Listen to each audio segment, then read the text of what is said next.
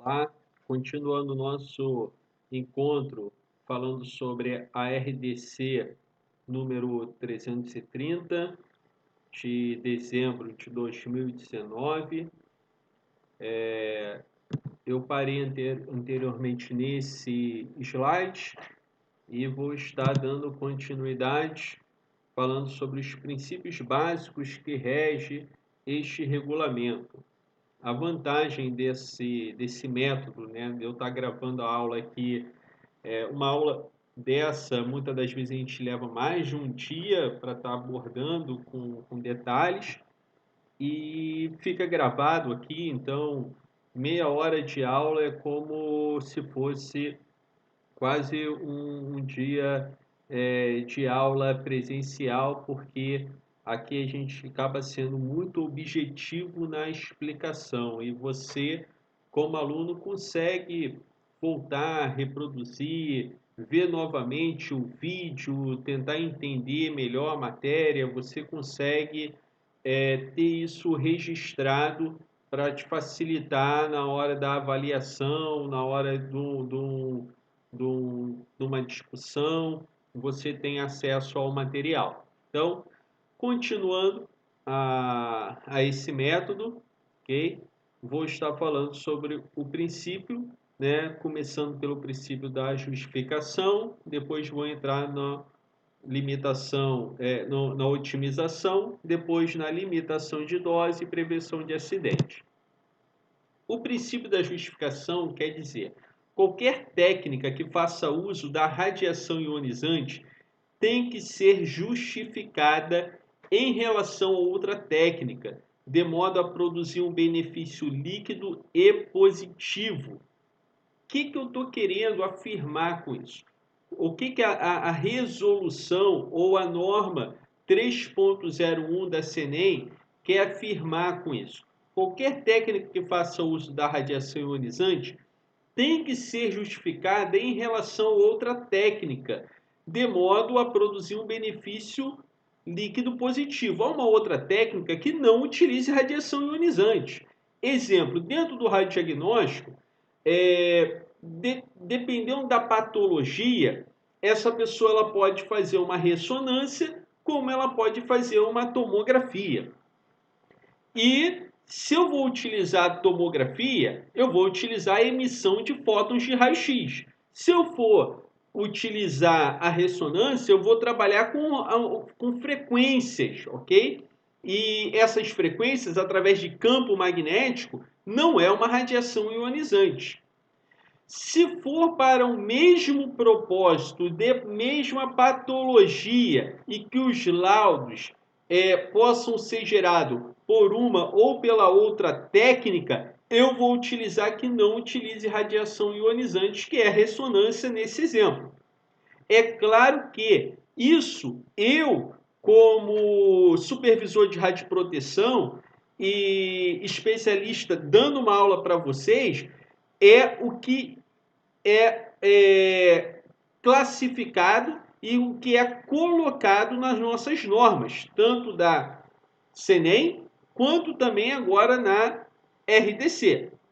Na prática, a gente sabe que isso não funciona dessa forma. A gente sabe que as escolhas, muitas das vezes, de um exame é baseado no plano de saúde, é baseado no valor do exame, que é baseado no acesso a um exame. É muito mais difícil você ter um acesso a uma ressonância do que uma TC, do que uma tomografia. Okay? Mas, a nível de prova, a nível de concurso, a nível de norma e legislação, você precisa saber que, se eu estou utilizando radiação ionizante para um determinado fim, aquela justificação daquele exame tem que ser em cima de uma outra prática, mostrando que o custo-benefício, o modo de produzir um benefício dentro da prática que utilize radiação ionizante, tem uma forma líquida e positiva. Então, eu vou estar justificando e utilizando aquela técnica, utilizando aquele equipamento emissor de radiação ionizante. Dessa forma, nenhuma prática que envolva exposição à radiação deve ser autorizada a menos que produza benefícios suficientes para outros indivíduos expostos ou para a sociedade, de modo a compensar o detrimento que esta pode causar.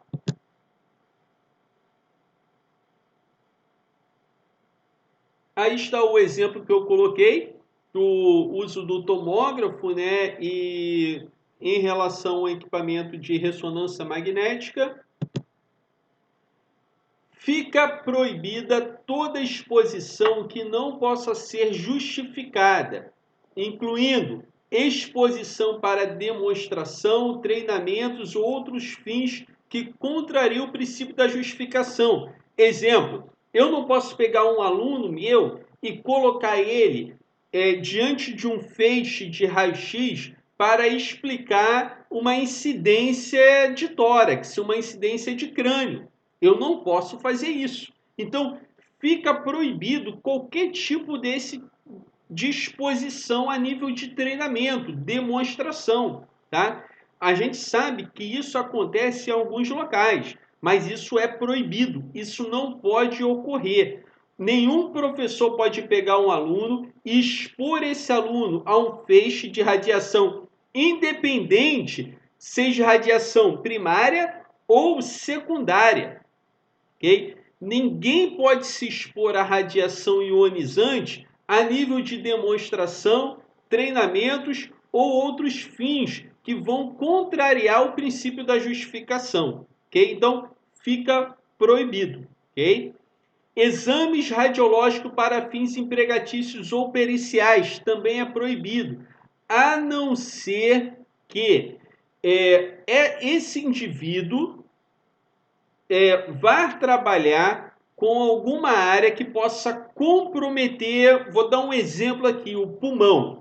Então, ele faz uma radiografia antes para saber como está a região, né? E depois, futuramente, compara-se com aquilo que ele fez ao iniciar dentro da atividade dele, né? Com uma patologia que pode ter ocorrido mediante ao trabalho dele. Então, é justificado, mas não pode ser exames radiológicos para fins empregatícios ou periciais a nível aleatório. Exemplo, eu não posso contratar um professor e pedir para que ele entregue a radiografia do tórax, um raio-x dentário. Eu não posso fazer isso, fica proibido. Okay? Eu não posso contratar um supervisor de radioproteção e, mediante a contratação, ele tem que entregar uma radiografia. Isso não pode ser feito, isso não é justificado. Exames radiológicos para fins de rastreamento em massa de grupos populacionais também é proibido. Exposição de seres humanos para fins de pesquisas biomédicas, isso exceto quando tiver de acordo, né, com a declaração de Heisig, que estabelece, né, que aí a pessoa ela passa a ser parte de uma pesquisa.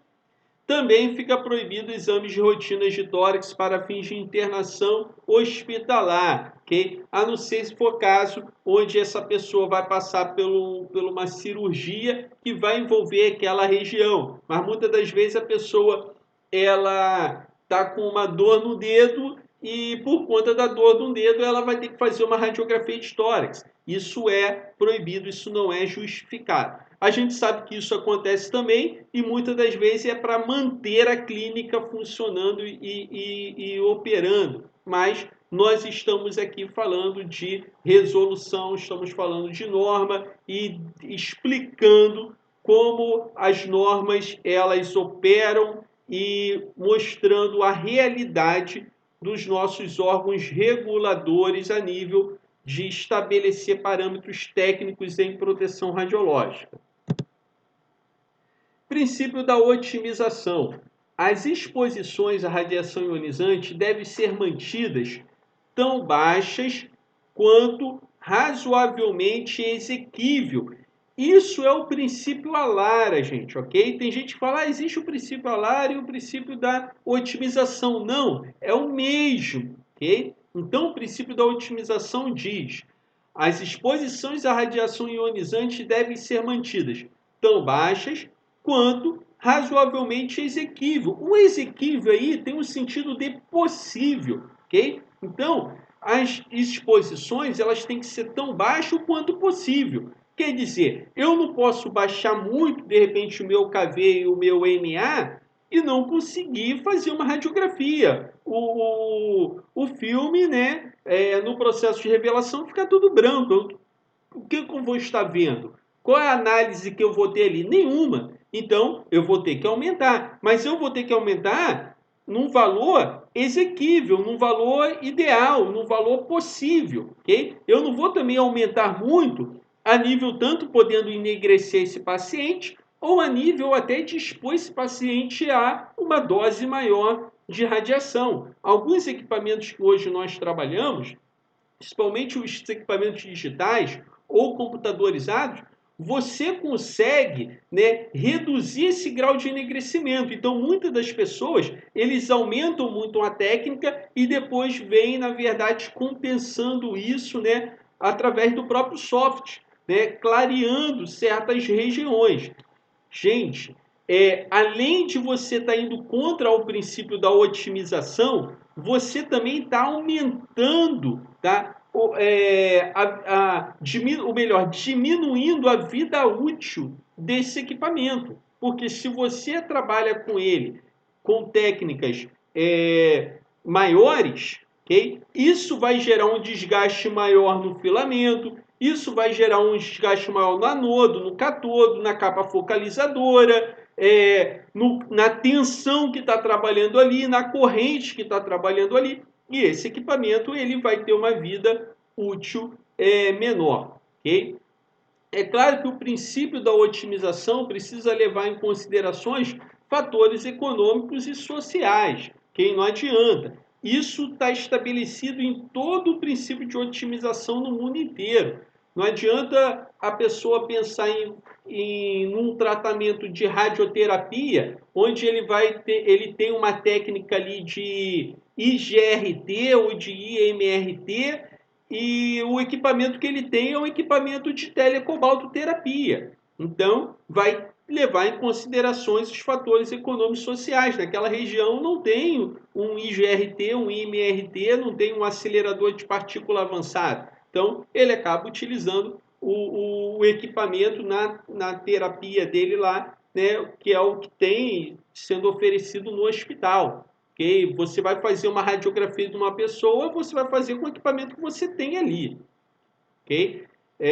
Em relação a uma fonte determinada referente a uma prática, a proteção e segurança deverão ser otimizadas de forma que a magnitude das doses individuais, o número de pessoas expostas e a probabilidade de exposição acidentais sejam tão baixos quanto razoavelmente exequíveis, tendo em conta fatores econômicos e sociais, além das restrições de doses aplicáveis, ok? Que é a maximização do benefício.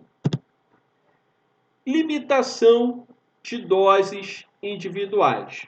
Os limites de doses individuais são valores de dose efetiva ou de dose equivalente. Okay? O que seria dose efetiva? Nós calculamos a dose efetiva hoje através das recomendações da ICRP 103, por exemplo, da seguinte forma: eu tenho a dose absorvida, que é a energia depositada numa massa, que é joule por quilograma, isso é dose absorvida, que é energia entregue, energia depositada numa determinada região, multiplicado pelo fator de peso da radiação, que é o nosso WR, que é o fator de peso, para raio-x, que é a nossa discussão aqui, que a RDC vai envolver a radiação tipo X, ok? Então, vai multiplicar pelo fator de peso da radiação, que é igual a 1, ok? O WR, e multiplicar também pelo fator de peso do tecido, que é o WT, ok? Que esse WT, o fator de peso do tecido, ele é baseado e calculado em cima do RBE, que veio através do LET, que é a transferência linear de energia, ok? Mas isso aí é uma discussão bem apurada e eu não vou entrar nesse detalhe aqui para vocês nesse momento. Depois eu gravo um vídeo explicando e detalhando essas grandezas para vocês. Enfim, quando eu estou pensando em corpo inteiro, o fator de peso WT é igual a 1. Então, você vai pegar a dose absorvida, vai multiplicar por 1, que é o fator de peso da radiação, e vai multiplicar por 1 também, que é o fator de peso do tecido para corpo inteiro. Mas a dose efetiva ela pode ser individual. Por exemplo, eu posso pegar o fator de peso somente da tireoide, só foi exposto à tireoide.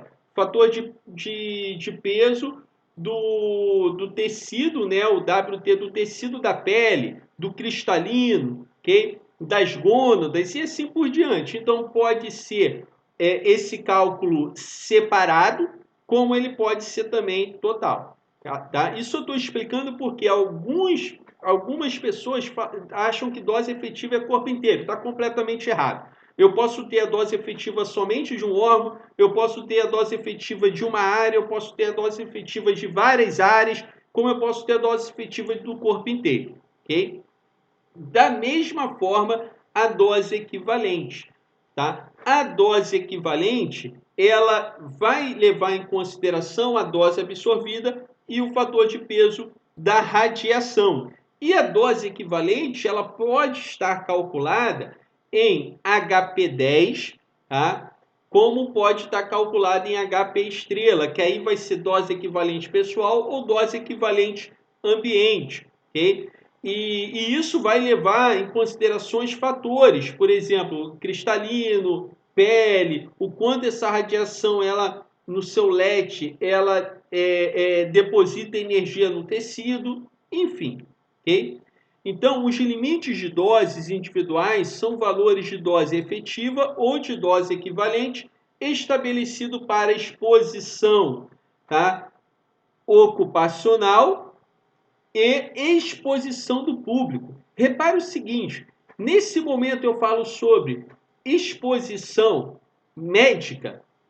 Lembra que no nosso primeiro encontro eu falei que exposição médica é exposição para pacientes e acompanhantes? Logo, os limites de doses não são aplicáveis para exposições médicas. Estou sendo claro? Limite de dose não é aplicado para exposição médica. O que é aplicado para exposição médica é o princípio da justificação. Exemplo, o meu pai teve que colocar 2 estentes, então ele teve que fazer cateterismo, que recebeu uma dose elevada, e teve que depois fazer um procedimento de hemodinâmica, que também recebeu uma dose elevada. Nesse momento, o que valeu ali foi o princípio da justificação. Ou ele faz o procedimento se expondo à radiação ou morre. Okay? Ponto final. Então, vale o custo-benefício. Okay? Então, os limites de doses eles não são aplicáveis para exposições médicas, e sim para a exposição ocupacional e do público.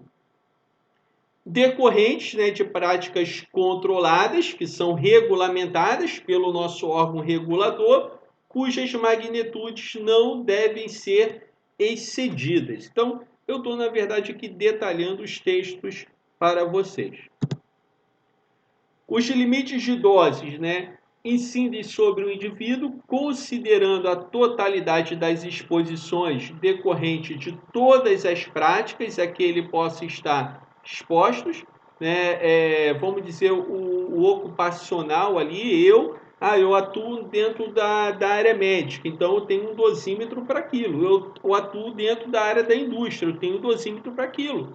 Logo, os meus limites, tá? Eles não podem ultrapassar o somatório dessas leituras, ok? Se você atua num serviço com um TC, você tem que estar dosimetrado ali. Se você atua com serviço de raio-x convencional, você tem que estar dosimetrado naquele serviço. Se você atua, estou dizendo assim, instalações diferentes. Se você atua numa hemodinâmica em outra instalação, você vai ter que estar sendo dosimetrado naquela instalação com um dosímetro diferente. E as leituras do dosímetro é pedido e solicitado em cima de um CPF, por isso que vem lá o seu nome. Logo, né, vai convergir todas as suas doses para o seu CPF. Tá? Se você não tiver acesso a esses valores, que precisa ter esse acesso a esses valores, você pode até rastrear isso pelo G-Dose, que é um serviço que hoje a CNEM tem disponível para todo mundo e você consegue ter acesso. Né? Esse serviço é pago, né, através do G-Dose, e você consegue ter acesso a todas as suas doses que você teve na sua vida trabalhando e sendo dosimetrado. É claro que a obrigação dessa monitoração, okay, dentro do teu serviço, né, do teu empregador, da pessoa que está te contratando ali, okay, da pessoa que está te dando esse emprego, tá? Teu trabalhador. E ele tem a obrigação também de fornecer as suas doses mensais. Como eu coloquei para vocês, não se aplicam as exposições médicas.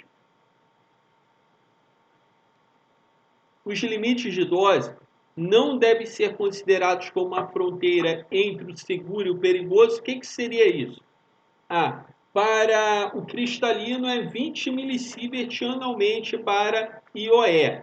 Eu estou com 19 milisievert, então eu estou seguro. Eu estou com 21 milisievert. Ferrou, vou ter agora uma catarata. Então, o limite de dose ele não pode ser considerado uma fronteira entre o seguro e o perigoso, ok?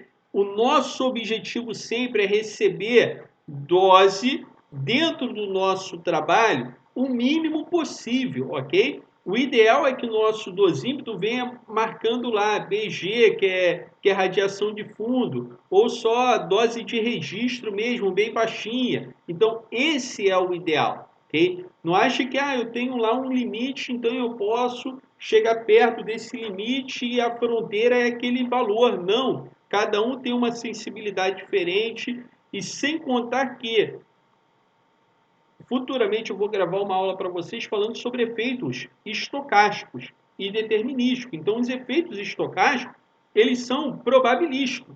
E essa probabilidade aumenta com o aumento da dose. E a severidade é independente da dose. Logo, não existe uma fronteira entre o seguro e o perigoso, né? O limite de dose não pode servir para isso. Não devem ser utilizados com objetivo nos projetos de blindagem ou para avaliação de conformidade em levantamento radiométrico, ok? Dentro do meu projeto de blindagem, eu tenho que levar em consideração o que é determinado para a área livre, a área controlada ou até a área supervisionada. Não são relevantes para as exposições potenciais. Então, voltando ao tópico anterior, né, dentro da área médica, do radiodiagnóstico médico, né, serviço de radiologia, diagnóstico ou intervencionista, nós temos somente as áreas controladas e áreas livres. Esse termo de área supervisionada a gente vê dentro da indústria, da área nuclear e assim por diante. Aqui nós temos os limites de doses anuais para dose efetiva de corpo inteiro, indivíduo ocupacionalmente exposto, é 20 milisievert, quer dizer 20 vezes 10 elevado a menos 3 sievert. Sievert é a unidade de dose efetiva, da grandeza dose efetiva ou da grandeza dose equivalente. Okay? O M aí, minúsculo, de mili, de 10 elevado a menos 3, ele é uma notação científica, ok? Na verdade, se eu tirasse o M, ia ficar 0,0220 sievert, tá bom? Então, o M minúsculo quer dizer 10 elevado a menos 3, ele é somente uma notação científica. O sievert que é a unidade da grandeza, ok? Outro dia eu estava falando isso até com o professor. Não fale besteira. A unidade é o sievert. O M minúsculo é uma notação científica, igual quilograma. O K ali é 10 elevado a 3 de 1000. A grandeza é o quê? É a massa, que é em unidade grama. Então, quando a gente está falando, utilizando esse Mzinho minúsculo, ele quer dizer o quê? 10 elevado a menos 3, ok? 10 elevado a menos 3 de milli. Isso para corpo inteiro. Cristalino também é 20 milisievert, tá? Estou me referindo aqui ao indivíduo ocupacionalmente exposto, ao IOE. Pele extremidade, 500 milisievert.